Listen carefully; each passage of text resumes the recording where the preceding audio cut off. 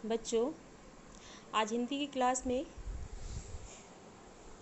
आरोह भाग 1 पद्य खंड में पहला चैप्टर पद पढ़ेंगे, जिसके कवि कबीरदास जी हैं। कबीरदास जी भक्तिकाल के निर्गुण धारा के ज्ञानाश्रयी शाखा के कवि थे।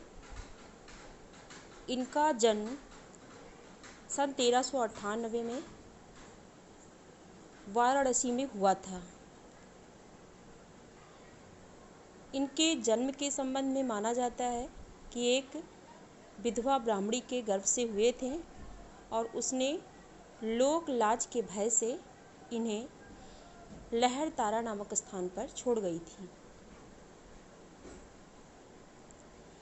इनकी प्रमुख रचनाएं हैं बीजक, साखी, सबद एवं रमैनी। इनका साखी जो है वो दोहा छंद में है, सबद जो है वो पद है और रमैनी जो है इनका वो चौपाई छंद में है। इनकी मृत्यु सन 1518 में बस्ती के निकट मगहर में हुई। कबीर भक्तिकाल की निर्गुण धारा ज्ञानाश्रयी शाखा के प्रतिनिधि कवि, प्रतिनिधि मतलब सबसे आगे इन्हीं का नाम गिना जाता है। उसका नेतृत्व इन्होंने ही किया। वह अपनी बात को साफ एवं दो टूक शब्दों में प्रभावी ढंग से कह देने की हिमायती थे। बन पड़े तो सीधे सीधे, नहीं तो दरेरा दे करके, मतलब धक्का दे करके। इसीलिए कबीर को हजारी प्रसाद द्विवेदी ने वाणी का डिक्टेटर कहा है। कबीर के जीवन के बारे में अनेक किंवदंतियां प्रचलित हैं। उन्होंने अपनी विभिन्न कविताओं में खुद को काशी का जुलाहा कहा है। कबीर के विद्वत साक्षर होने का कोई प्रमाण नहीं मिलता है। मतलब इसका कोई प्रमाण नहीं मिलता है कि कबीरदास जी पढ़े लिखे थे। मसी कागद छियो नहीं, कलम गही नहीं हाथ, ये जो लाइन है, जैसी कबीर की पंक्तियां भी इसका प्रमाण देती हैं। उन्होंने स्वयं लिखा है कि मसी कागज छियो नहीं, मस मतलब होता है स्याही, कागद यानी कि कागज, छियो मतलब छूना, और कलम गही मतलब पकड़ना, हाथ मतलब हाथ, नहीं मतलब नहीं। मस कागज छियो नहीं, कलम गही नहीं हाथ। मैंने कभी स्याही और कागज को छुआ नहीं, कभी भी अपने हाथ से कलम को नहीं पकड़ा। तो इससे भी प्रमाणित होता है कि कबीर पढ़े लिखे नहीं थे। उन्होंने देशाटन मतलब देश विदेश में भ्रमण करना और सत्संग से ज्ञान प्राप्त किया था। इधर उधर घूम करके और सत्संग से कबीरदास जी को ज्ञान प्राप्त हुआ था। किताबी ज्ञान के स्थान पर आंखों देखे सत्य और अनुभव को प्रमुखता दी थी। उन्होंने अपने साखी में भी जो कुछ अपने आँखों से देखा, जिस सत्य को देखा, जिस चीज़ का अनुभव किया, उसी चीज़ को उसमें लिखा भी है। उनकी रचनाओं में नाथों, सिद्धों और सूफी संतों की बातों का प्रभाव मिलता है। वह कर्मकांड और वेद विचार के विरोधी थे। मतलब उनका कर्मकांड में विश्वास नहीं था और वेद विचार के भी विरोधी थे, तथा जाति भेद, जाति पात का भी वो विरोध करते थे। वर्ण भेद और संप्रदाय भेद के स्थान पर उनके अंदर प्रेम, सद्भाव और समानता थी और उसी का वो समर्थन करते थे। उनके द्वारा रचित यहाँ पे जो पद है, उन पदों में पहला पद जो है उसमें कबीर ने परमात्मा को सृष्टि के कण कण में देखा। उस पद में ये बताया गया है कि कबीर ने परमात्मा को सृष्टि के कण कण में देखा। मतलब जो ईश्वर है वो हर जगह व्याप्त है या विद्यमान है और उसे ज्योति रूप में स्वीकारा है तथा उसकी व्याप्ति चराचर संसार में दिखाई है। इसी व्याप्ति को अद्वैत सत्ता के रूप में देखते हुए विभिन्न उदाहरणों के द्वारा रचनात्मक अभिव्यक्ति दी है। दूसरा पद जो है उसमें कबीर ने बाह्य आडंबरों पर प्रहार किया है। साथ ही यह भी बताया है कि अधिकांश लोग अपने भीतर की ताकत को ना पहचान कर अनजाने में अवास्तविक संसार से रिश्ता बना बैठते हैं। ये दूसरे पद में बताया है, और वास्तविक संसार से बेखबर रहते हैं। दोनों पद जयदेव सिंह और वासुदेव सिंह द्वारा संकलित संपादित कबीर वांग्मय खंड 2 शब्द से लिए गए हैं। पहले पद में यहाँ पे देखिएगा, हम तो एक एक कर जाना। कबीरदास जी कहते हैं कि हम तो एक ही ईश्वर को जानते थे, हम तो एक एक कर जाना। हम तो एक, यहाँ पे जो पहला एक आया है ये इसका मतलब संख्या, यानी संख्या वाला एक, और दूसरा एक है मतलब ईश्वर एक है, परमात्मा एक है। तो हम तो एक एक कर जाना। कबीरदास जी कहते हैं हम तो यही समझ रहे थे, यही जानते हैं कि ईश्वर परमात्मा का एक ही रूप है, वही सब जगह विद्यमान है, हर कण कण में वो व्याप्त हैं। दोई कहें तिनहि, दोई मतलब होता है दो, और कहें मतलब कहते हैं, तिनहि मतलब वै कौ दोजक, दोजक मतलब होता है नरक।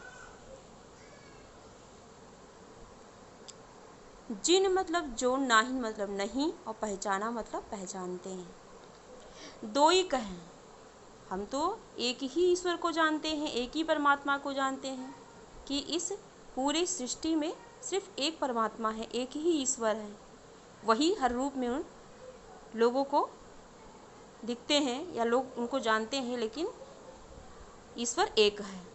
और दोई कहे जो दो कहता है, दोई कहे मतलब जो कहता है कि ईश्वर एक नहीं बल्कि अनेक रूप, अनेक रूपों में है, अनेक हैं, एक ईश्वर ही नहीं कई ईश्वर हैं।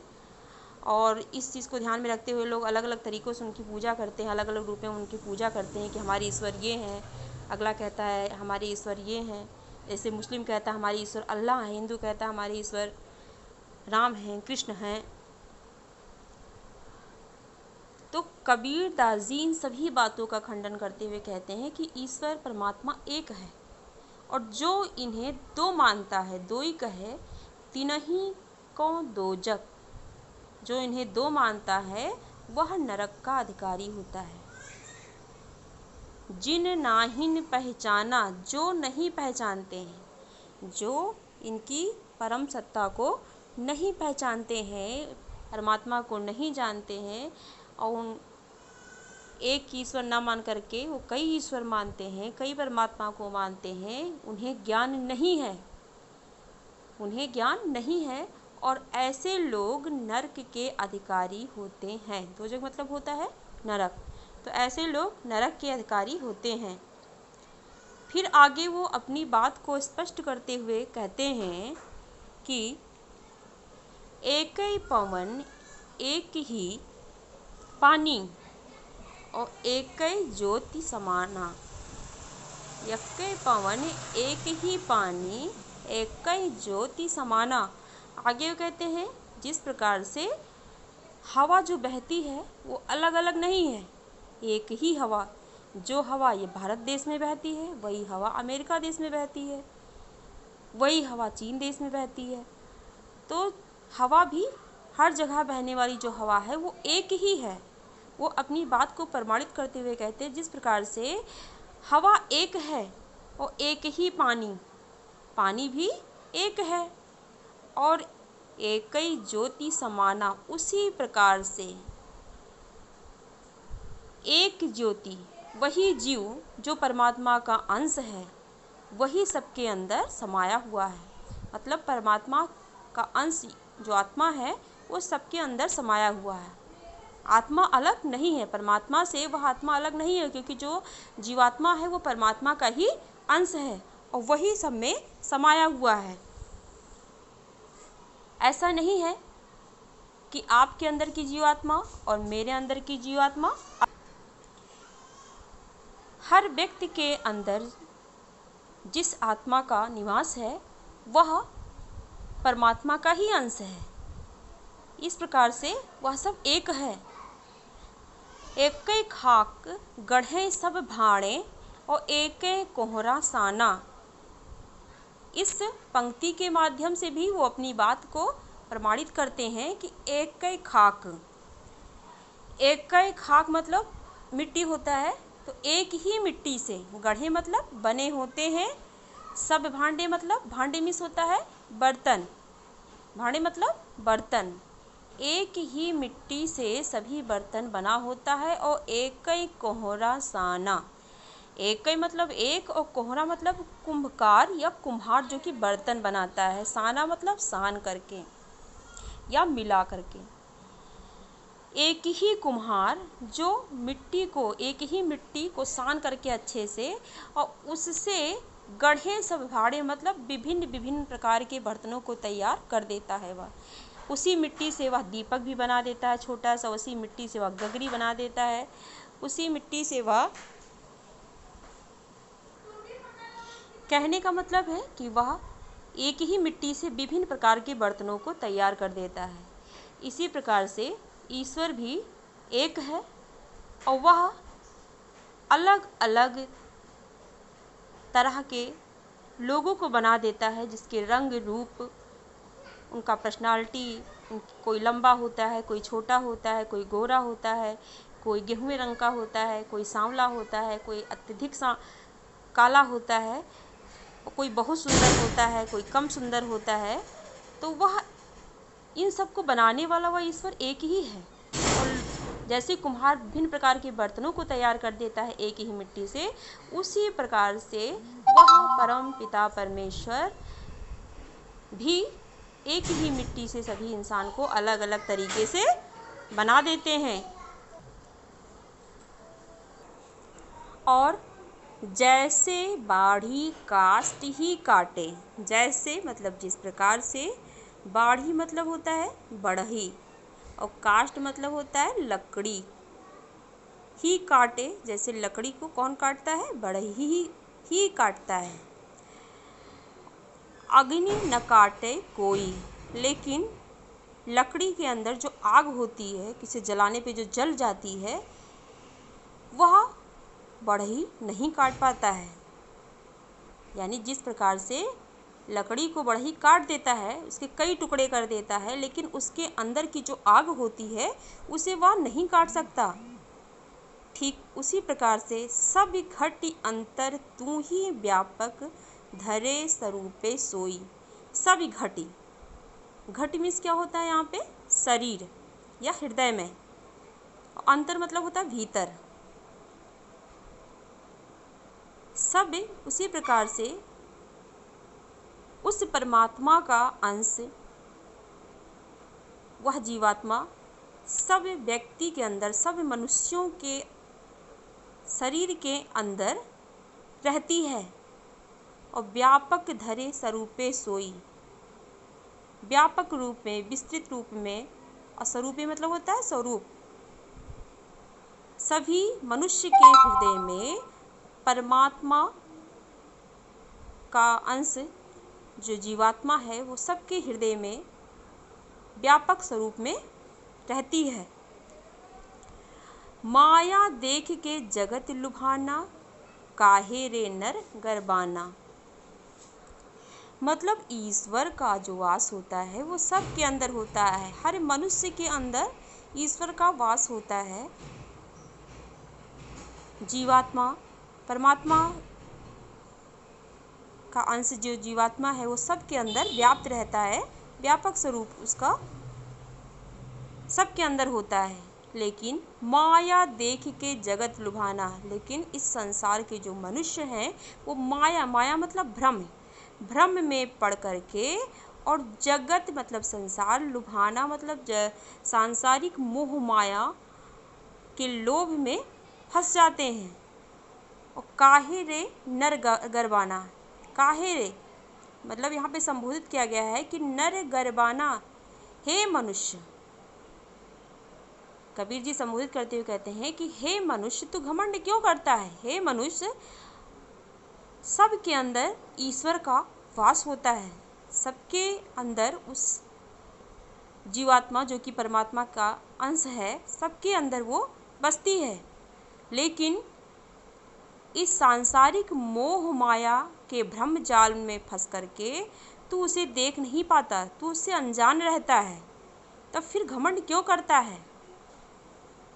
तू घमंड में आकर के अपने अंदर के ईश्वर को तू पहचान नहीं पाता है और तू हमेशा अज्ञान बना घूमता फिरता है। निर्भय भया कछु नहीं व्यापै, और कहे कबीर दीवाना। कबीर दास जी आगे लिखते हैं या कहते हैं कि निर्भय भया, निर्भय मतलब निडर या निर्भय, निर्भय हूँ। अपने बारे में कहते हैं कि मैं तो निर्भय हूँ और कछु नहीं व्यापे, किसी प्रकार का किसी से भी कोई डर नहीं है। कहे कबीर दीवाना, क्योंकि कबीर दास जी कहते हैं हम तो उस परमात्मा के दीवाने हैं, मुझे उसका ज्ञान प्राप्त हो गया है और मैं उस परमात्मा का दीवाना हूँ जो सारे लोगों, सभी लोगों की जो रक्षा करते हैं। मैं उनका दीवाना हूँ, मुझे किसी प्रकार से किसी से भी कोई डर नहीं है, क्योंकि मैं जानता हूँ कि मुझे उनके दर्शन हो गए हैं। मैं उन परम पिता परमेश्वर को पहचान चुका हूँ, जान चुका हूँ, और जहाँ भी ज़रूरत पड़ेगी वो मेरी रक्षा करेंगे। इसलिए अब मुझे इस संसार में किसी भी प्राणी से किसी प्रकार का कोई डर नहीं लगता है। देखिए, इस पद में कबीरदास जी ने इस बात पे जोर दिया है कि सभी के अंदर जीवात्मा होती है, आत्मा होती है जो कि परमात्मा का अंश है। लेकिन लोग अज्ञानतावश सांसारिक मोह माया के जाल में फंस करके अपने उस ईश्वर को पहचान नहीं पाते हैं और अज्ञानता में इधर उधर भटकते रहते हैं। आइए अब देखते हैं दूसरा पद। दूसरे पद में उन्होंने बाह्य आडंबर का विरोध किया है। संतो देखत जग बौराना।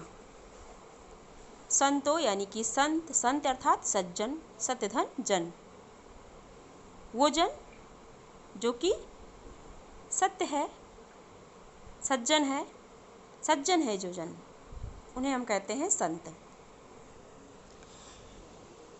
संतो देखत जग बौराना, वो संतों को, सज्जन पुरुष को संबोधित करते हुए कहते हैं कि हे संतो देखो, जग बौराना, ये जो संसार है वो पागल हो गया है। संसार में रहने वाले सभी प्राणी क्या हैं, बौरा गए हैं, पागल हो गए हैं। साच कहो तो मारन धावे, झूठे जग पतियाना। यदि इस संसार में रहने वाले प्राणियों से सच कहो, साच कहो मतलब सच कहो, तो मारन धावे, तो वो मारने के लिए दौड़ते हैं। धावे मतलब दौड़ते हैं। यदि उनके सामने सत्य कहा जाए तो वो मारने के लिए दौड़ते हैं। और झूठे जग पतियाना, और यदि इस संसार में झूठी बातें की जाए तो पतियाना, तो लोग उस पर विश्वास कर लेते हैं। पतियाना मतलब विश्वास करना। यदि उनसे झूठ बात कही जाए तो वो उस पर विश्वास कर लेते हैं। सत्य पे कोई भरोसा ही नहीं करता है और झूठ पर सभी लोग विश्वास कर लेते हैं। इसलिए वो कहते हैं हे सज्जन पुरुष, हे संत, देखिए ये जो संसार है वो बौरा गया है, क्योंकि ये सच पर विश्वास नहीं करते बल्कि झूठे पर विश्वास इन्हें होता है। झूठी बातों पर इन्हें विश्वास हो जाता है और सत्य का इन्हें भरोसा नहीं रहता है। नेमी देखा धर्मी देखा, प्रात करे स्नाना, आत्म मारे पखान ही पूजय, उनमें कछ नहीं ज्ञाना। फिर आगे वो कहते हैं नेमी, नेमी मतलब होता है नियम। ये जो यहाँ के मनुष्य हैं वो बड़े ही नियम से अपना कोई काम करते हैं और धर्मी देखा, धार्मिक अनुष्ठान करते हैं। यहाँ के लोग, जगत के जो प्राणी हैं वो बड़े ही नियम के साथ धार्मिक अनुष्ठान करते हैं। और प्रात करे स्नाना, सुबह सुबह स्नान करते हैं स्नाना मतलब स्नान करना, नहाना। और प्रात मतलब सुबह। सुबह स्नान करके और आत्म मार पखान ही पूजे। आत्म, आत्म मतलब स्वयं को या आत्मा को, अपने अंदर के ईश्वर को, जीवात्मा को वो मार करके, मतलब उसे पहचानते नहीं, उसे दबा देते हैं, उसका ज्ञान उन्हें नहीं है। अगर उन्हें इस चीज़ का ज्ञान हो जाता कि ईश्वर तो हमारे अंदर ही है, तो फिर वो पखान ही पूजें, तो वो फिर पत्थर को नहीं पूजते। तो आत्म मार मतलब अपने अंदर के ईश्वर को मार करके पखान ही पूजें, सुबह स्नान करके और पत्थरों को पूजते हैं, अर्थात मूर्ति की पूजा करते हैं। कबीरदास जी जो थे वो बड़े ही मूर्ति विरोधक थे, वो मूर्ति पूजा के विरोधक थे, बहुत बड़े विरोधक थे मूर्ति पूजा के।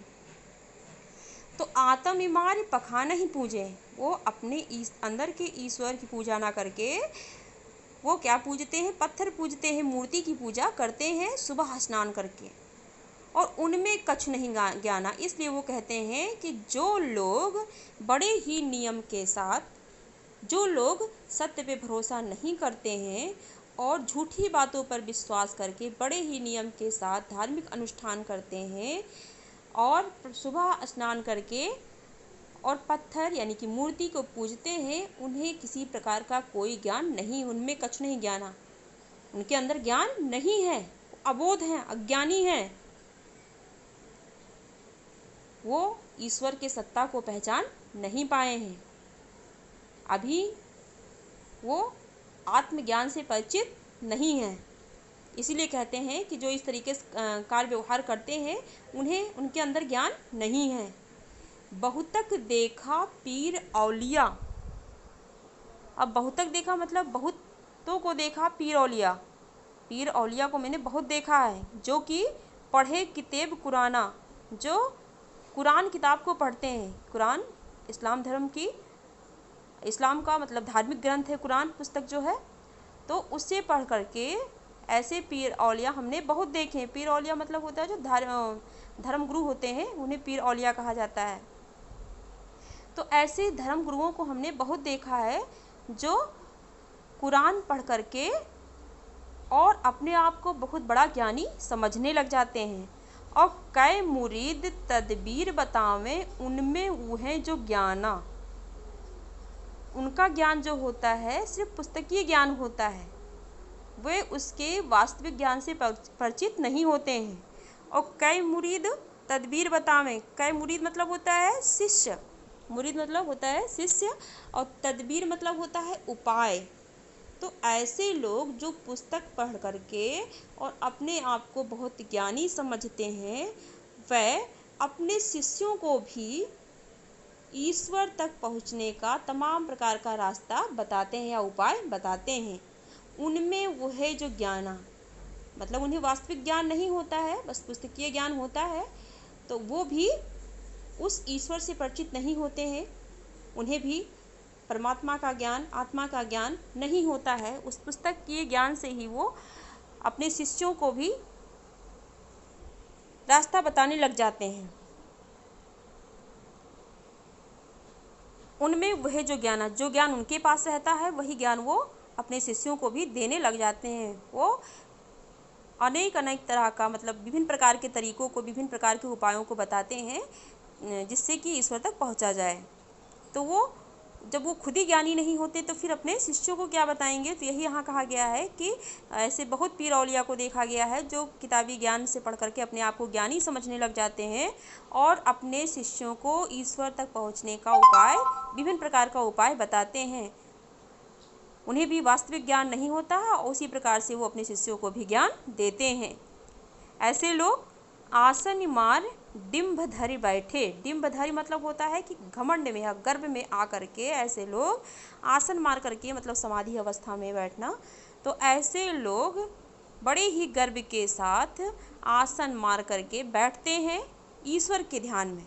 ऐसे लोग बड़े ही घमंड से आसन मार करके बैठते हैं कि मैं ईश्वर का ध्यान कर रहा हूँ, और मन में बहुत गुमाना, और उनके मन में बहुत ही गुमाना मतलब होता है घमंड या अभिमान।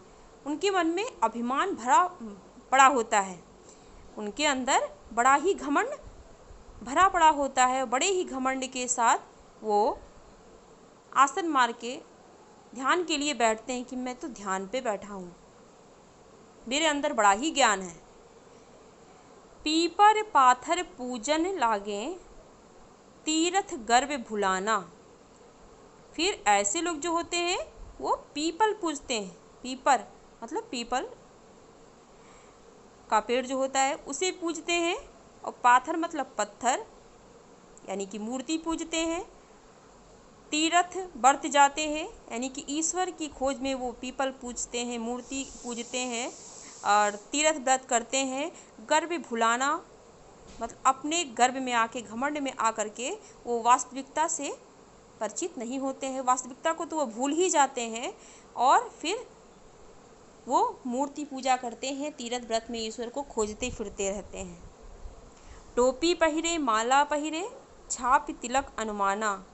और वो टोपी पहन करके और अपने गले में माला पहन करके, छाप तिलक शरीर पे छापा मार करके या छापे वाले कपड़े पहन करके, मस्तक पर तिलक लगा करके और अपने आप को बड़ा ही ज्ञानी समझते हैं और धर्म के अनुयायी समझते हैं। अनुमाना मतलब होता है अनुयायी समझते हैं। जो धर्म का पालन करता है उसे अनुयायी कहते हैं। तो पीपर पाथर पूजन लागे, तीर्थ गर्भ भुलाना। और टोपी पहिरे माला पहिरे, छाप तिलक अनुमाना। ऐसे लोग टोपी पहन करके, माला पहन करके और मस्तक पर तिलक छाप लगा करके अपने आप को बहुत बड़ा ही धर्म अनुयायी समझते हैं और वो ईश्वर की वास्तविकता से परिचित नहीं होते हैं और घमंड में आकर के वो आत्मज्ञान उन्हें नहीं होता है। घमंड में आकर के उन्हें आत्मज्ञान नहीं होता है और इसी प्रकार से झूठी ज्ञान उनके अंदर होता है। वही झूठे ज्ञान के सहारे वो अपने शिष्यों को भी विभिन्न प्रकार का उपाय ईश्वर तक पहुंचने के लिए बताते रहते हैं और झूठा दिखावा करते हैं। अब तीसरा पद पढ़ते हैं।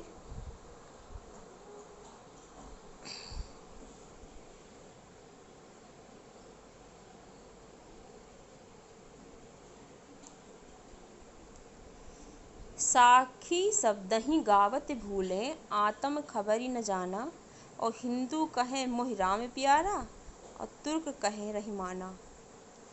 देखिए साखी जिसका मतलब होता है साक्ष्य या गवाह। शब्दहि शब्द, गावत मतलब गाना और भूले मतलब भूल गए।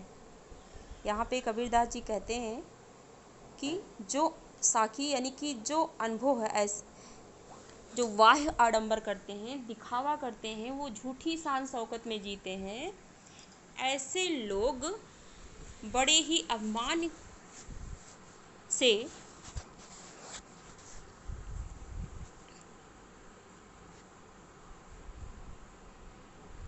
साखी शब्दहि गावत भूले, बड़े ही अभिमान के साथ रहते हैं और उसी अभिमान के कारण वो अपने गुरुओं के द्वारा दी गई सीख या उनके अनुभव और शब्द ही यानी कि जब गुरु अपने शिष्य को देता है, शब्द ही का यहाँ पर मतलब होगा कि वह मंत्र जो गुरु अपने शिष्य को देता है। तो घमंड में आकर के ऐसे शिष्य अपने गुरु के उस ज्ञान को, उनके उस अनुभव को, उनके बताए हुए रास्ते को और उनके मंत्र को गाना भूल जाते हैं। उन्हें भूल जाते हैं कि क्या क्या हमें बताया गया था। और आत्म खबर ही न जाना, आत्म खबर मतलब होता है, आत्म मतलब आत्म खबर मतलब होता है ज्ञान, और वो उन्हें आत्मज्ञान नहीं होता है, वो आत्मज्ञान से परिचित नहीं होते हैं। उन्हें ये नहीं पता होता है कि हम अगर चाहें तो हमें ईश्वर की खोज में इधर उधर भटकने की ज़रूरत नहीं है, बल्कि हम चाहें तो अपने अंदर ही अपने ईश्वर को प्राप्त कर सकते हैं।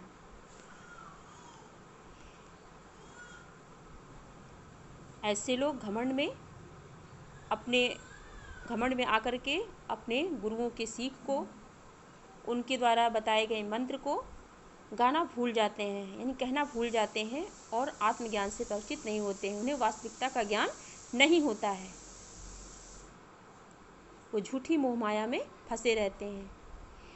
हिंदू कहे मोहि राम प्यारा, हिंदू कहता है कि मुझे राम प्यारा है, और तुर्क कहे रहीमाना, और तुर्की लोग कहते हैं कि मुझे रहीम प्यारा है।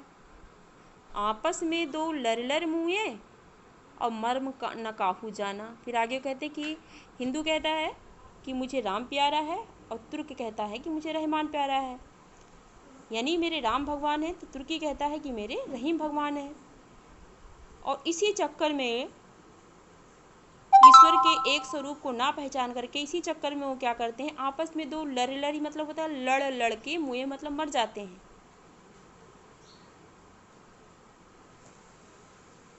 इसी चक्कर में दोनों आपस में लड़ करके मर जाते हैं और मर्म न काहू जाना। लेकिन लोग ईश्वर की सत्ता के रहस्य को समझ नहीं पाते, मर्म ज्ञान को समझ नहीं पाते हैं कि ना तो राम अलग है ना रहीम अलग हैं, बल्कि एक ही ईश्वर के स्वरूप हैं, एक ही ईश्वर के अलग अलग स्वरूप हैं। इस बात को वो नहीं समझ पाते हैं, वह ईश्वर की सत्ता के रहस्य को नहीं समझ पाते हैं और वास्तविकता से परिचित नहीं होते हैं, और आपस में इसी चक्कर में लड़ करके मर जाते हैं। घर घर मंत्र देत फिरत हैं, घर घर मंत्र देते मतलब घर घर मंत्र देते रहते हैं, अपने शिष्यों घर घर जा कर के अपने शिष्यों को मंत्र देते रहते हैं। महिमा के अभिमाना, वास्तविकता का ज्ञान उन्हें नहीं होता है और पुस्तकीय ज्ञान के आधार पे वो अपने आप को बड़ा ज्ञानी समझते हैं, और इसी अभिमान में आकर के गुरु के सहित सिख सब बूढ़े, ऐसे गुरु जिन्हें खुद ही ईश्वर के दर्शन नहीं हो पाए हैं, जिन्हें आत्मज्ञान नहीं है, तो वह अपने शिष्य को ईश्वर तक पहुंचने का रास्ता कैसे बतला सकता है। लेकिन ऐसे गुरु क्या करते हैं कि महिमा के अभिमान में आकर के कि हाँ मैं तो बहुत बड़ा ज्ञानी हूँ, मुझसे बड़ा ज्ञानी कोई हो ही नहीं सकता है, और इस ऐसे घमंड के साथ वो घर घर जा कर के अपने शिष्यों को मंत्र देते घूमते रहते हैं। लेकिन ऐसे गुरु और ऐसे शिष्य, गुरु के सहित सिख मतलब होता है, सिख्य मतलब होता है शिष्य, ऐसे गुरु और उनसे मंत्र लेने वाले शिष्य सब बूढ़े दोनों ही इस संसार रूपी सागर में डूब जाते हैं। बूढ़े मतलब डूब जाते हैं। ऐसे गुरु और शिष्य दोनों ही संसार रूपी सागर में डूब जाते हैं और अंतकाल पछताना, और अंतकाल में पछताते हैं, उन्हें मोक्ष की प्राप्ति नहीं होती है और दोनों ही भवसागर से पार नहीं हो पाते हैं और अंतकाल में उन्हें पछताना ही पड़ता है। इसीलिए हमें हमेशा ऐसे गुरु की खोज करनी चाहिए जो पहुँचे हुए संत हैं, जो अपने आत्मा को पहचान चुके हैं, जिन्हें परमात्मा के दर्शन हो चुके हैं, जो ईश्वर को एक मानते हैं, अलग नहीं मानते हैं। तो ऐसे गुरु की खोज करनी चाहिए जो पहुँचे हुए संत हों। कहे कबीर सुनो हो संतो, ई सब भरम भुलाना, और कैतिक कहो कहाँ नहीं माने, सहजे सहज समाना।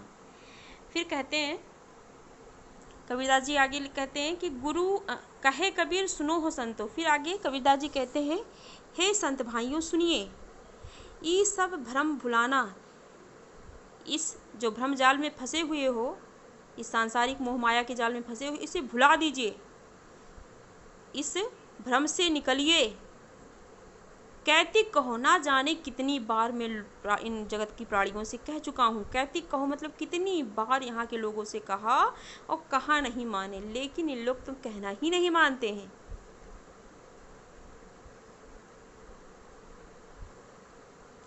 मैं कहता हूँ कि झूठे संसार से नाता तोड़ो, वास्तविकता से रिश्ता जोड़ो और इस मोह माया के जाल से ऊपर उठो और उस परमात्मा को पहचानो जिसका अंश जो जीवात्मा है वो आपके अंदर वास कर रहा है। तो इस चीज़ को पहचानो,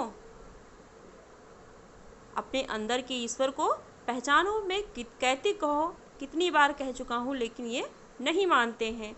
सहजे सहज समाना, क्योंकि वर्तमान समय में तो सहजे सहज समाना बहुत ही सहजता के साथ ईश्वर को प्राप्त किया जा सकता है, परमात्मा के दर्शन किया जा सकता है।